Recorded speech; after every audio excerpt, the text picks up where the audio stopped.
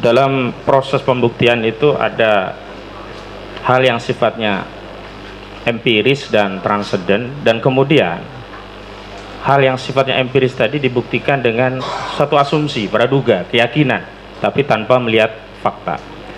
Saya ingin ahli menerangkan bagaimana semestinya kita untuk membuktikan kebenaran yang sebenarnya empiris, faktual, bisa diindra, bukan kebenaran yang sifatnya transenden yang kita tidak bisa mengindranya begitu. Nanti kami kaitkan dengan proses pembuktian begitu.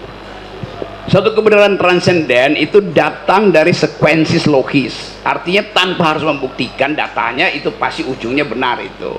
Prinsipnya dalam logika, many times we must reason without knowing whether our facts are true. But we do want our reasoning to be correct. Jadi kendati datanya nggak ada, kalau reasoning kita, nalar kita lurus, pasti kita ketemukan.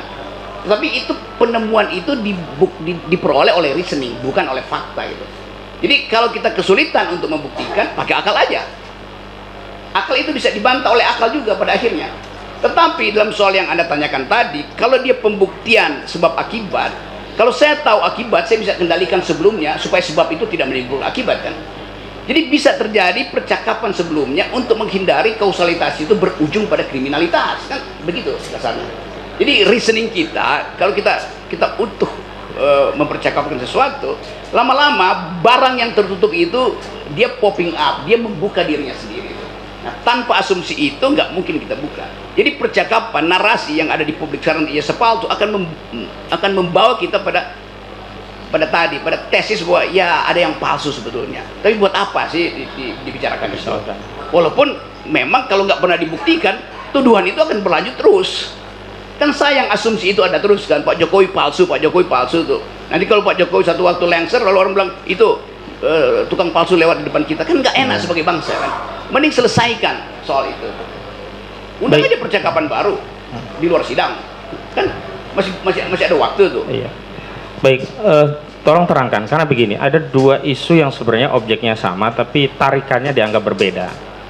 Bagi warga negara menyampaikan pendapat, apapun pendapat itu, terlepas dalam pendapat itu ada yang benar ada yang keliru, warga negara memandang ini sebagai hak konstitusional karena dijamin dalam pasal 28.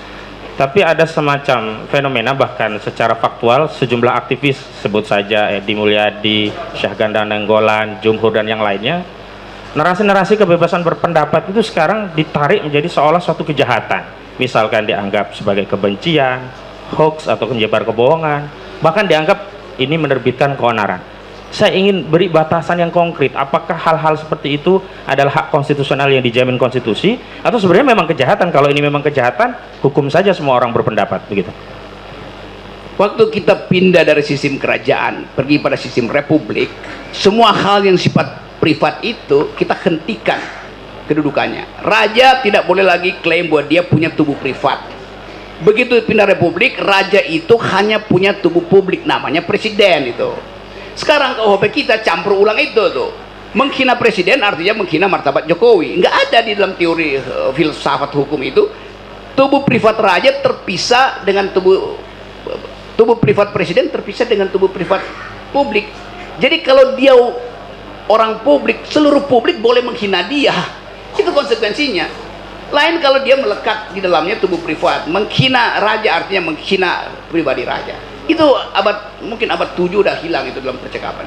Bahkan kalau kita belajar teori filsafat hukum itu, di abad-abad 13 itu kata konstitusi artinya hak membunuh raja. Jadi bayangkan pada waktu itu bukan sekedar menghina raja, membunuh raja. Karena tadi raja itu pindah ke wilayah publik, maka dia mesti nggak ada baju di dia, mesti dibuka semua bajunya tuh. Karena dia orang publik. The public man ini yang berhak untuk mempersoalkan dan netizen itu. Jadi jangan kalau netizen mengkritik itu dianggap sebagai itu pidana. Nggak ada pidana di bidang politik. Ini kan soal politik kan. Masa ada pidana politik? Lo politik itu berubah karena perubahan kekuasaan. Nanti ada balas dendam jadinya. Jadi saya mau pastikan bahwa hak berpendapat itu dimaksimalkan dan dijamin maksimal di ruang publik. Nah, kalau seseorang di ruang publik dihina oleh publik, nggak boleh dikriminalkan. Dan itu kebebasan mutlaknya di situ tuh. Anda boleh caci maki seseorang itu, marah bahkan Anda boleh tiba, mulut Anda itu tiba di depan hidungnya, nggak ada soal. Yang penting jari telunjuk Anda tidak tiba di ujung hidungnya. Begitu Anda sendu, itu artinya Anda menghina otoritas tubuh privatnya, maka Anda kena pidana. Ya karena itu Presiden siapa kemarin tuh Macron dilemparin telur busuk itu nggak Biasa saja biasa begitu. aja. George Bush dilemparin sepatu nggak ada delik di situ tuh. Siapa lagi tuh? Donald Trump dihina habis-habisan nggak kena delik. Kan itu konsekuensi jadi orang publik. Kan orang publik nggak boleh tutup-tutup kan. Dia mesti betul-betul ini res publika, ini urusan publik. Jadi nggak boleh ada teori penghinaan terhadap pejabat publik, itu ngaco. Yang bisa terhina itu tubuh privat kita, dignity kita. Pejabat publik nggak punya dignity. Baik. Presiden punya anak. Kapan presiden punya anak? Yang punya anak Pak Jokowi. Jadi kalau menghina anaknya presiden nggak juga, itu nggak masuk akal juga.